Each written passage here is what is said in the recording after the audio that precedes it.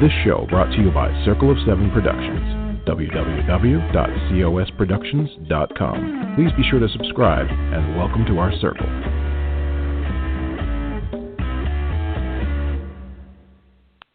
Well, hello, everybody. This is Patricia W. Fisher with Readers Entertainment Radio, and it is the 13th of August, and I know a lot of people are thinking about kids going back to school, meaning whether they are going back to school in your dining room, your kitchen, or actually leaving your house and going to school. Either way, I would be willing to bet that a lot of us have not been all that productive if we've worked from home for the past few months. And so I thought it would be very cool if we brought somebody on who talks about how we can do this. And she has a very cool book called How to Work When No One Is Watching, because when you're at home, the only person really watching you is your pet, right? The cat, because, you know, you're supposed to be enamored of them, and the dog, because they're totally enamored of you. So we love having someone on who can help us figure out how to plan our day and what to do. So today I have Ellen Goodwin, who's a productivity trainer, a TEDx speaker, and an author who uses neuroscience-based principles to enable individuals and businesses to overcome all types of procrastination, build stronger habits, and be more focused so they can be more efficient and effective with their time, which is what we all need. So welcome to the show, Miss Eileen. How are you today? I'm fine. It's Ellen. It is Ellen. Okay, because I had Ellen. Yes, it is Ellen. And so I'm looking at this. I'm like, well, wait a minute. Why does it say that? I wrote it down wrong. That's why. So forgive me. There's one big faux pas right there. I have been called worse. So yeah, I get it. Absolutely fine. So tell me, have you always had a want to be organized, or was this something that you came about for yourself, like you were trying to figure out what to do, and this is what you figured out? I came to this because I almost lost my business. I was a graphic designer and worked in creative advertising, and I worked for myself, and I definitely worked while no one was watching. And there came a period in time where I started procrastinating a lot on things, and there was no really good reason that I just was procrastinating. And, I'd miss a deadline here. And you know who loves that? Clients. I'm kidding. Oh, sure. They hate that. And so I missed a few deadlines, and things got bad, and I almost lost my business because I lost a lot of clients. And I had a little sit down with myself and what the heck is going on? Why are you doing this? And I realized that I didn't understand it. And so I was procrastinating, and so I started researching and doing a lot of education to understand where procrastination comes from. What are we doing? Why? And it all comes back to the brain. And then I just got fascinated by it, that like, if our brain is stopping us, what can we do to change that? And once I figured that out and started figuring out how to work around the brain or with the brain and put systems and tools together, I pulled out of that downward, procrastination pit I was in, and things got back on track, and people started noticing, and I started helping people, training and coaching, and it was all because I went there first. So everything I teach about or talk about or write about, I've been there. I was not one of those children that was like, ooh, here's my schedule, and here's everything put away nicely. Nope, not me. Yeah. Well, I mean, and, as you're describing it, I can actually play it in my head like a montage. But I mean, what was it that, what kind of turnaround time was that? I mean, it's not like you sat down on a Friday and said, okay, well, and everything was great Monday. I mean, what was your process time? Yeah. Yeah, I just remember there was like this moment where I'm in Southern California, and we don't get hot that much, like really hot. And I just remember we were going through a heat wave, and I had to go to a client's house, and it was a client I was only taking because I needed the money because I'd lost so many clients. And I'm like, well, at least they live in this lovely place where it's air conditioned and it'll be great. And I get there and there's like this little sad fan in the corner. There's no air conditioning. And I'm sitting there just sweating and cursing myself for putting myself in this position. I mean, that was the moment where I'm like, this changes. And it took a couple years to not to change my business. I mean, not to get back out of productivity. Within about 3 months, I had kind of righted the boat where I had some basic systems in place that got me out of that hole. But it took a couple years before I did the, you know what? People need this. People need this more than they need my design skills. And, that was the 2 years. And then I'm always learning. I mean, if like stuff I'm learning now, I didn't know 5-6 years ago. So it took about a couple years. Okay. But you sat down, I mean, I think the big first step is really to have the very, very honest conversation with yourself.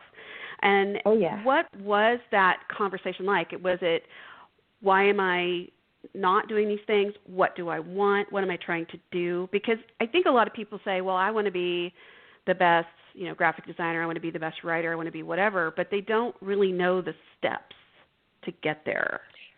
So was that the breakdown as well? It was. It was a little bit of again, here I am in this house with this sad little fan going and sweat dripping down my back. And we've all been there. And it was just like, that was the moment. And I remember driving home thinking, this can't go on. I have to figure it out.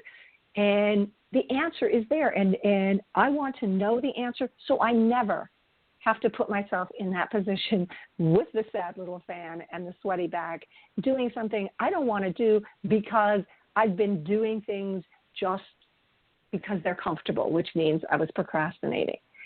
Right. And I did sit down and think, what is it that I want? I don't want to be stressed about time, and I don't want to be stressed about money. And what's making me be stressed? Well, I'm not doing the things that bring in the money, that lessen the stress. And what would lessen the stress? Having a schedule, knowing what I need to get done, setting a timer and working when I need to work, and knowing that I am doing what makes me happy and getting my have-tos done so I can get to my want-tos. Because my want-tos had been running my life. And how was that going? Not very well. Right. Yeah. So there was definitely a process. And if I, at the time, because I was so far in it, I didn't think to, let me write down exactly how I'm doing it. It was more, I'm scrambling out of the hole. What is my objective? And I think, so to come back to your question, when people are dealing with, procrastination, they're having productivity issues, look at what it is, where you want to be and why. And then just go backwards. Just, my newsletter went out today, and it's just talking about experimenting. That's one of the hallmarks of what I do, is that I'm not one of those productivity people that go, this is my system and you have to follow it and you put it into your life. That, that's just not going to work. I am all about experimenting, because what works for me, and it might not work for you, but part of it might be something you could integrate into your life, and then you twist it a little more and make it work for you. So it's just it's finding, I liken it to going out to get ice cream, and they've got 22 flavors plus 18 different toppings, and you've got all of these choices, and my choice is not going to be your choice. Right. I think it's interesting that you talked about finding what to do and how, and experimenting, because I think one of the things when, like for me, when I'm starting out and I'm trying to learn like social media, because I do writing and I'm, promoting people's books and everything else, and finding those really good ways to social media market. And I find that I get buried with getting all of these either experts newsletters or books or workbooks, and then I'm standing there with this huge pile of things that I want to read, and I don't read anything because it's just there's too like much. A whole other stack of stuff. Right. And so how do you, I guess, what would one of the things be? Like you just take it one bite at a time. So do one, if you do a course, like you buy a course for, $27 or whatever, do you finish that course before you allow yourself another course if you think you need it? Is like, if there a lot of self-discipline in this, correct? There's self-discipline, and I read this quote today, and I thought it was brilliant. We get closer to the destination when we know what roads to follow. And so basically it's knowing where you want to go and picking one direction. And so I totally get the whole courses and following the experts because I do that. If you look at my email, it is just full of like people I signed up, and they're just stacking up in there. But when I sit down and go, okay, this is the ultimate place where I want to go, and I step backwards and go, okay, I need to get this part and this part and this part, and then I just have to make a decision. I'm going to follow one course until I'm finished, and whether that is a actual like online course or it's a series of books or it's just one direction, because if there's too many, nothing gets done. If you were driving somewhere, you're taking one road. You can't be like, okay, I'm going to take the freeway and then I'm going to take the side road and come back on there. You might get there, but you're not going to get there very fast.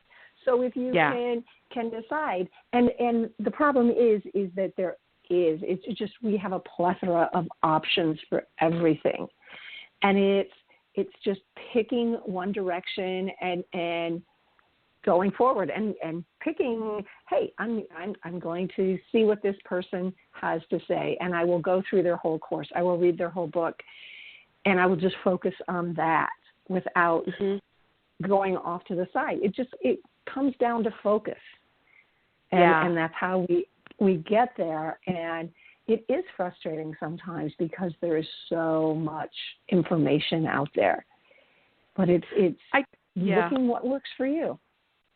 And I think too, it's the idea of, let's say that you're a parent and you're trying to transition to something else that would allow you, a better job or work closer to home or at home or whatever, or whatever you're changing. And it's just like so much stuff out there. And this expert says this, and then this expert says and then you're trying to slice all your time up. I mean, I'm sure it could just get smothering. Just the thought of starting. Absolutely. Absolutely. And sometimes, and I talk about this in the book, is because we get stuck in motion. And motion is that whole, I'm getting there. But action is taking that first step, that, an imperfect action, if it needs to be, but it's action. So, motion is exactly, I tell people, if I decided I was going to get in shape, motion would be going online and downloading, this is the workout I'm going to do, and this is the food I'm going to eat, and look, here's somebody else that's got, and you're doing all of that. But action is when you hit the floor and you do that first push-up, or you go to the grocery store and you get the food. So being in action is what you need to do. And one of the best ways, especially when you're in this kind of swirl that we're talking about, where there's all this thing, is just to put a line in the sand. And what it is, you just set a deadline, personal deadline, where it could be, I will gather all the information, and Tuesday at noon, it stops. And the only thing I can do, there's no more motion. I make a decision, and I go into action. So you just put a line in the sand. It's just another deadline that you add in that stops the swirl. And yes, it does take a little self-control, but if you can tell yourself, you know what, I've got 2 days. I got 2 days to gather all this, or 2 weeks, whatever. But then it stops. Because that's the thing. If you don't have a deadline, if you don't have a moment where it stops, you're going to let it go on and on and on, and you're not moving yourself towards where you want to be. You're talking about it, but you're not doing it. Yeah, all talk, no action type situation. Yeah. Oh, yeah. I'm laughing about the swirl and all these things to choose from, because the first thing it reminded me of was, I don't know if you remember, but when in the Brady Bunch years ago, Marcia signed up for every class for high school because she was just trying to find what she fit into. And then she ended up, I think, doing a pottery class, at the end, but she had signed up for everything. And then it was of course it's a disaster, but they all learned from it in 24 minutes or 26 minutes back then. So yeah, and Peter, his volcano exploded all over the fancy girls. I don't know. But yeah, it's that feeling of, I know I can do all this. I can do it all. And it just being a complete crash and burn, because you need sleep, and you actually need to pay attention to your family, and maybe, take a shower every once in a while. It's a lot. It's even for people who don't need a lot of sleep, it's still a ton of stuff. There's still a lot. And especially where we are in the world now. You press a button, and there on the internet, there's everything. This is not new news, but there's so much that it can paralyze you. And so it is just deciding where you want to go and when you are going to stop listening to everybody and stop the motion and get into action. Do you think that obviously deadlines are good if you, you're talking about when you were doing graphic design, if you're a writer, if you have a deadline, it's always a good thing to have, because my editor needs it by this time, this article is due here, and you have those in place. Is there words of advice for establishing your own deadlines, like making yourself accountable, or do you need an accountability buddy? Does that help? What did you find was the most effective? Well, I think, definitely having deadlines, they give you urgency, because otherwise it's easy to just float along and nothing happens. For me, I had an accountability partner for 8 years, and that was super helpful to have somebody that knows, hey, this is what I'm going to do, and this is what I'm going to get it done by. I phased out of that, and I have a less stringent, I guess to say, accountability partner. But instead, I have a mastermind that I work with, and I use that accountability. So I will go on and go to our group on Facebook and say, hey, I need to have this draft done of an article, and it needs to be done by 3:00 my time. I'll check back in and let you know, or someone check on me. And so I've got this immediate sort of, I know someone's watching. And I hate to come back and say, yeah, you know what, I didn't get it done because, wow, I just got sucked into Instagram, or, I was doing something else. Well, no, somebody's watching. And I find that having that kind of accountability that immediate sort of accountability is very, very helpful, giving myself a deadline. And I have to say one thing about accountability is that if you're going to have an accountability partner, don't have it be a member of your family if you can help it. Yeah. because there's just, as lovely as they are, and they all are, you don't want that other baggage that comes with it.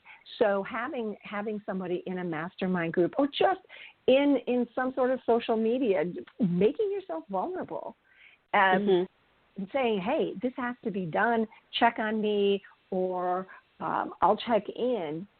Just having to do that, it's so helpful.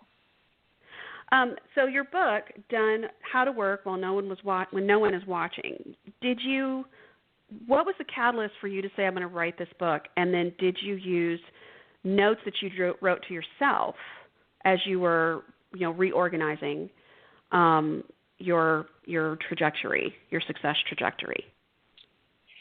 So that's a great question. So that I have a newsletter that goes out once a week, and a lot of the topics came from there because I would write about things, and I would be like, oh, you know what, this is pretty interesting. This is what I'm doing. I would love to talk more about this, because it was a very short newsletter. It was sort of, I think it was like at the beginning, it was like productivity minute or something. So they were very short.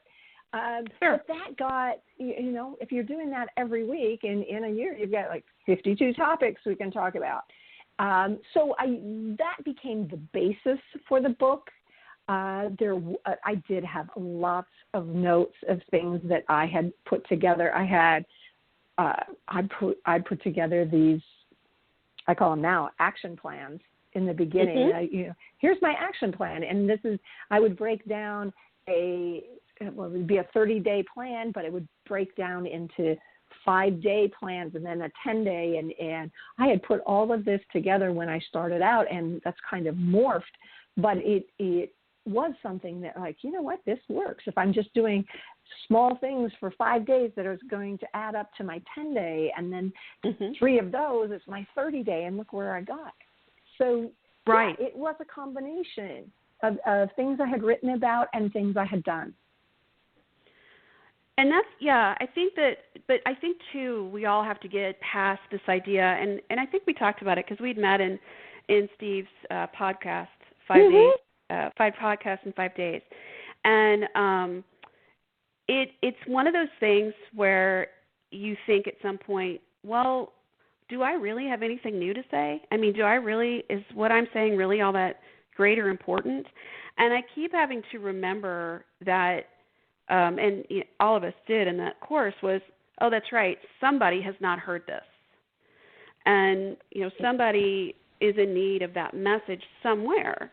And, I'm not saying that we're all like these whatever superheroes, but and I know that you've got action heroes in yours, but it's somebody needs the message somewhere. And, yeah, there's tons of self-help books, but there's tons of self-help books because each type of person speaks to different groups of people. So it's okay to put your knowledge base out there because you don't know who you might help. Absolutely. Absolutely. Yeah. So when you've got the book out. It came out last December, and it's on Amazon right now. And I do have a link for it for the write-up of the show.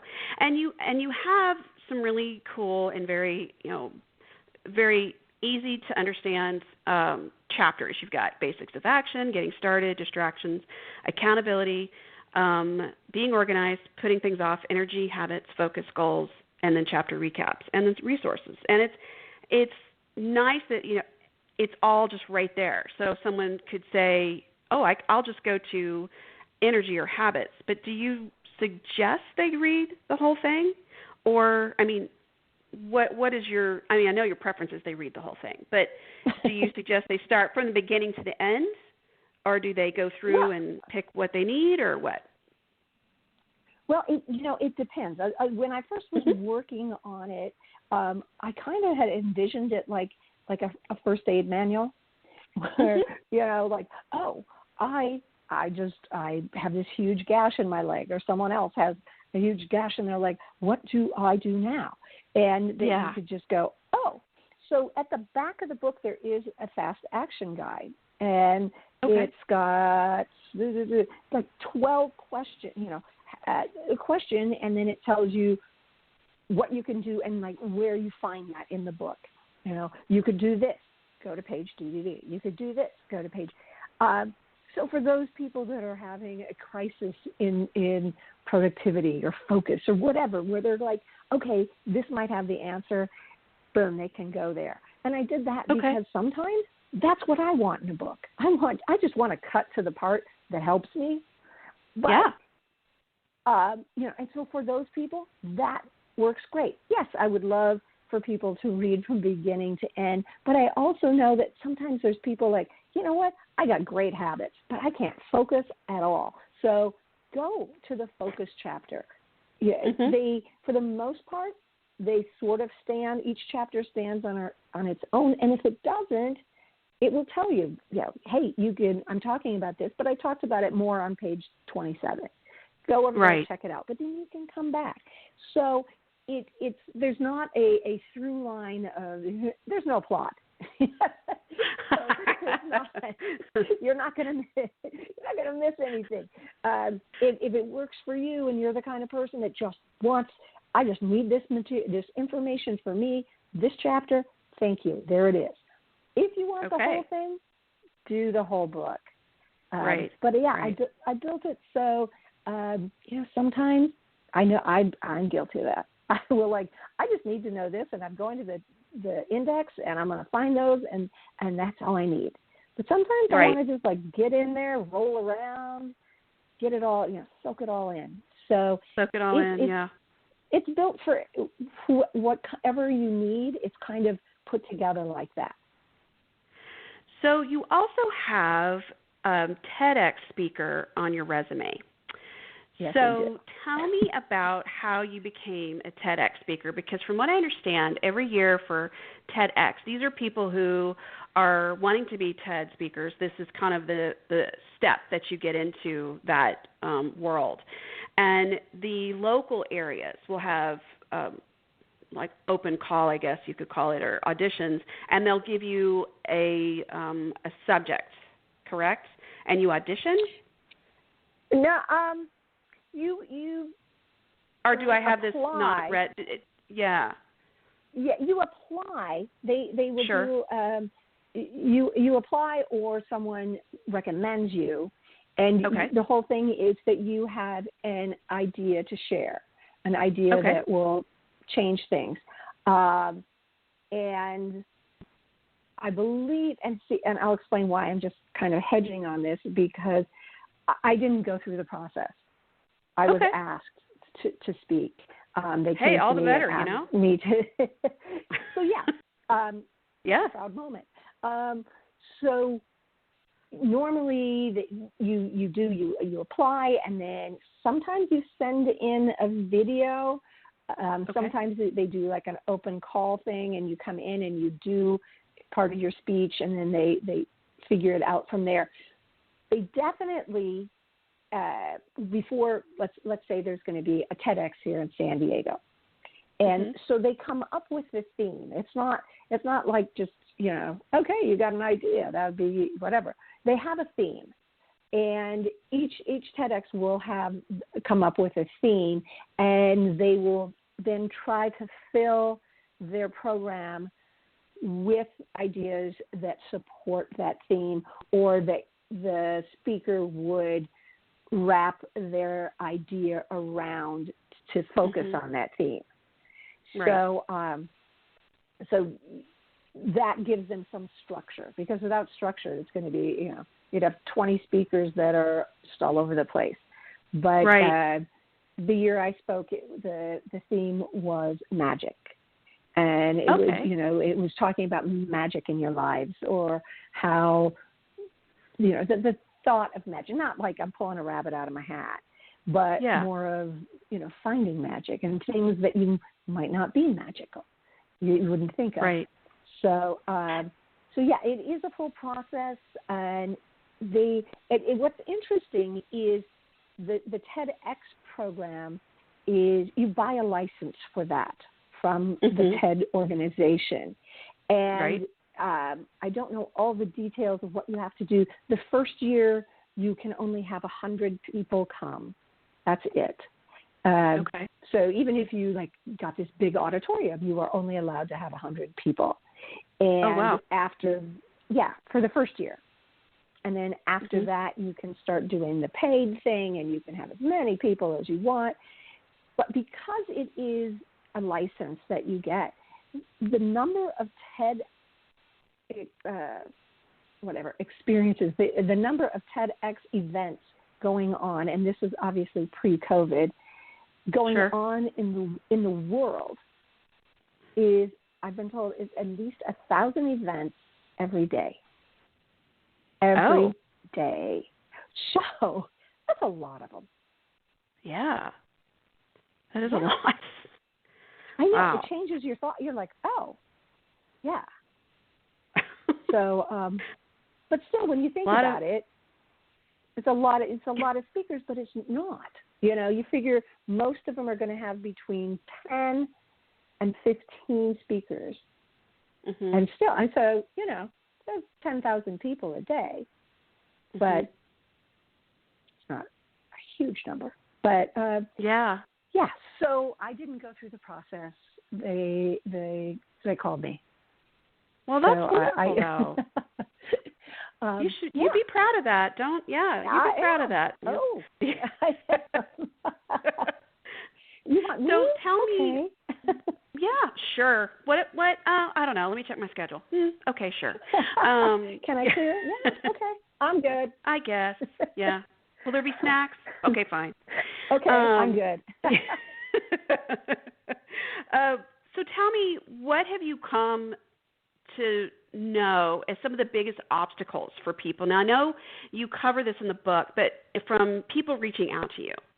I mean, this obviously comes under distractions, but I would think it would also come under the self-sabotage type situation where people will say, oh, I gave myself 5 days. I just couldn't get to it because fill in the blank here.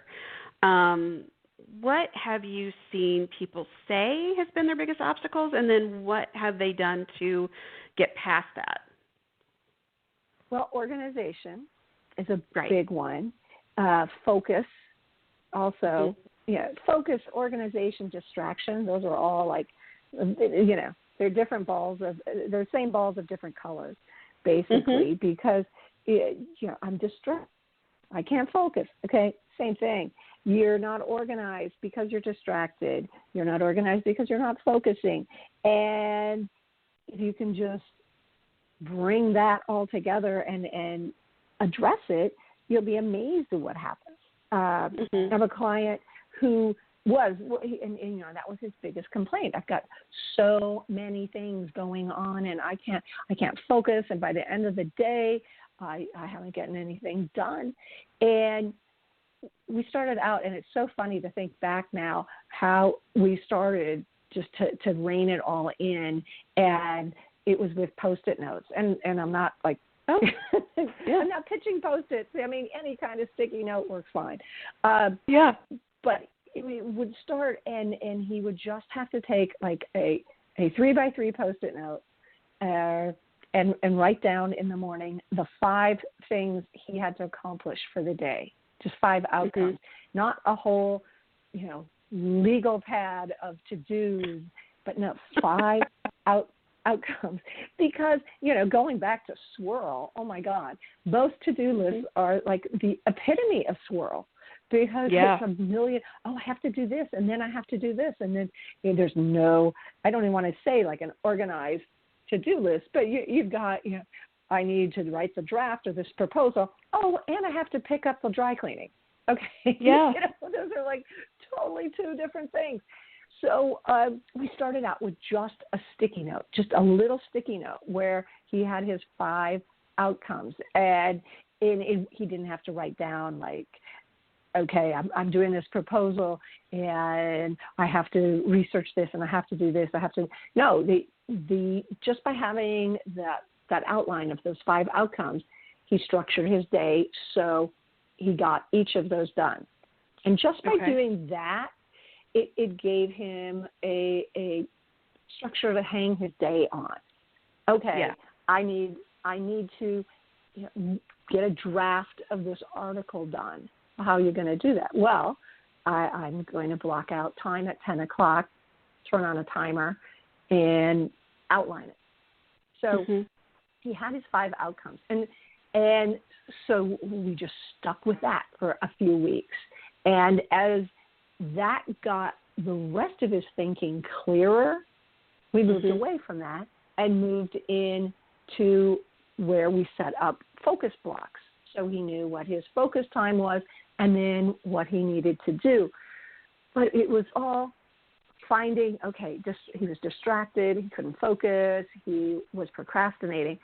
But we started just with something as simple as 5 outcomes for the day. Okay. So it was finding what his issue was. And that's, it comes, people ask in different ways, but it really comes down to a lot of the procrastinating and focus. And procrastination does come from distractions because they take us right off our game. I'm doing this and oops. Oh, look, something popped up on my computer. Sorry. Yeah. So, one of my friends said the other day, and she was so funny about it, she was like, I can lose 3 hours in 5 minutes. And it's the perfect thing because, 5 minutes going down a rabbit hole, 3 hours later, you come out, and where have you been? Right. You've been on social media. You've been chasing the next thing. You've been looking at all those experts and ideas, and there you are. So those are the questions, and I would say start with, as I've said through this whole interview, is start with knowing where you want to go, and then start small. You're not going to block every distraction in 24 hours. You're not going to be the world-class focused person in 24 hours. No, just set a timer for 10 minutes. And if you can just focus on one thing for 10 minutes, you have made a huge step forward. And if you can do it again in 2 hours? Yeah. In 2 hours, and then see if you can try it again and just keep trying. Do you think in this age of insta-famous ideas that people just lose patience with themselves far too soon and quit? Most definitely. Most definitely. Because, when it comes, let's say, to building habits, the best way to build a habit is to start with something super small and succeed. Because it's when you look and you have this idea that look at, they're doing that, I can do that. Well, maybe eventually, but chances are they didn't wake up and do that. They built up to it in whatever way they did. I just read Amy Poehler's autobiography, and whether you enjoy her or not, she actually gets into this whole thing about people saw her on Saturday Night Live or Parks and Rec, and we're like, she's amazing. She just did this, and she's like, no, from the time she was in her early 20s, she was in these groups where, they epitomized the term ragtag.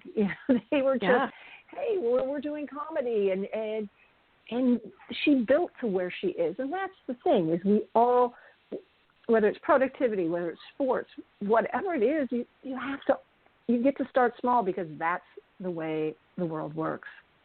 Right. And don't give up. Yeah.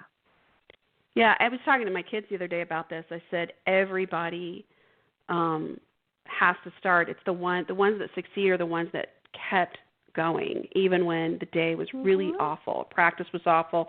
I told them, I said, my first drafts of anything are horrible. And when I lecture to kids, I make them say it out loud with me. My first draft is going to be terrible. Everybody say it with me. Okay. And now you can go back and fix it. So, and they're all laughing, and I'm like, I'm serious. If you really want to write, if you really want to fix it, you will write the draft anyway. And it will be terrible. And they all look at me like, well, thanks. And I'm like, no, everybody's is. Everybody's. And then you go back and fix it. Yeah. Yeah, and it's the same thing with anything we do. You make your first draft terrible. Think about people, Olympians. They're every couple of years, and they're the most amazing athletes. But they all had this crappy first draft that they put together. Because everything we do is a first draft, and they may be amazing figure skaters, but there was a day they put on those skates and they fell down more than they stood up, but they kept going, And that's right. And this is, and I know this is kind of goofy, but I do it. And if you were to come to my house right now and walk into my kitchen, on my refrigerator, which my house is super clean because we had our cleaning lady for the first time in 5 months yesterday. So that was a super exciting day. Like I said, we're in Southern California, so things are kind of shut down still. But you walk into my amazingly clean kitchen, surprise, and on my refrigerator is a star chart, and it's for me. And it is, I have four things I have to do every day. And, and as long as I do each of them, I get a sticker. And it's for me. It is for me. And you know what? Hey, whatever. It moves me forward. And one of them, I'm learning Spanish. I get it. I can study Spanish for 15 minutes and I get a star. That's it. But I've been doing it all year, and I'm not super proficient. I understand a whole heck of a lot more than I would have if I had studied it once a month for the last, whatever we are, 8 months. So it's just those little things. And a star chart, yes, it's goofy as can be, but it works. But as a grown-up, I am as grown-up as I'm going to probably get. Sure. I'm putting stickers. I just ordered some new ones. Stickers on my own personal star chart, and I love it. What I have to do is super small. Yeah. So everyone. So we have about 3.5 minutes left. So I wanted to ask you real quick about your podcast. When is it on, and how often is it on? It goes live every Monday. Every Monday, a new episode goes live at 1 a.m. So when you wake up Monday, where almost anywhere you are, there's a new episode. It's on all of the places you find podcasts.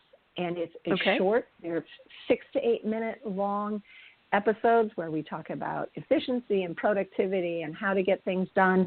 And the whole goal is to send people off with something they can do right away that's going to help them answer their questions about productivity or efficiency. So the podcast is called the Faster, Easier, Better Show podcast, and I will have a link of that in the write-up of the show.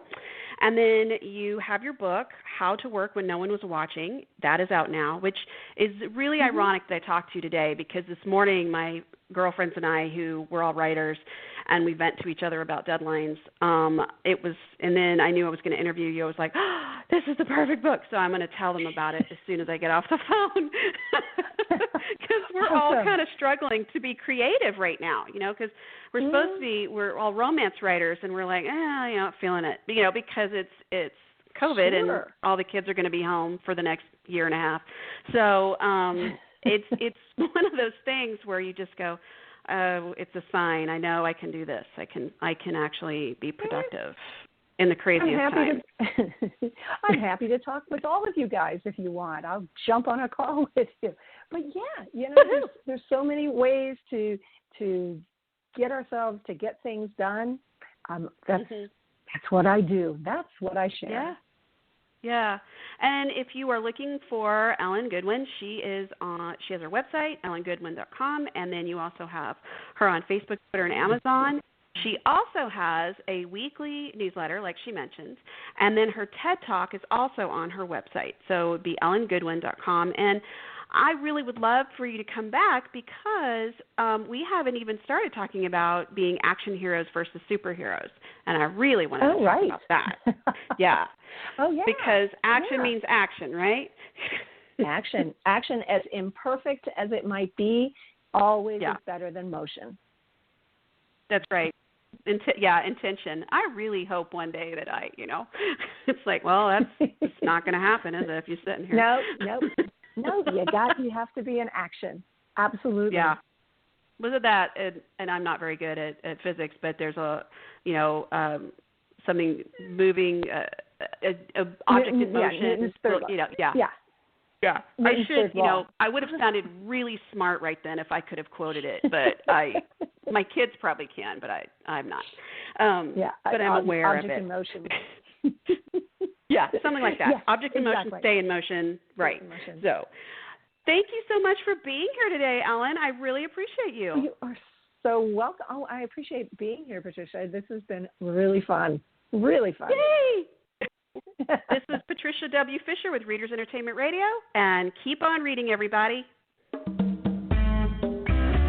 This show brought to you by Circle of Seven Productions, www.cosproductions.com. Please be sure to subscribe, and welcome to our circle.